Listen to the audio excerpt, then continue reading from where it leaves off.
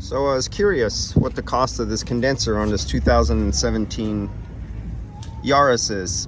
And there's the part number. And the cost is $353.15. That is the cost of this condenser. Well, just by me charging this up and it leaking and having to do it a second time is, I think, $390 some. So there's almost $400 right there just for a wasted recharge for me to come back a second time.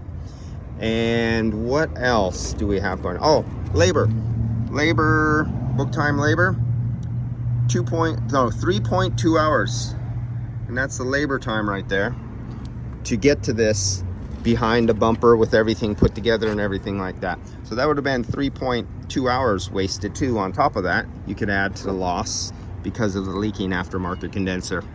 And hopefully they get an OEM one to replace the aftermarket one, so we don't have to risk this. I wonder if it's a batch run, if it's a one-off and this is just a rare leak, or will we get another aftermarket from the same manufacturer and they have the same leak in the same place. So we'll find out. All right, see you guys later.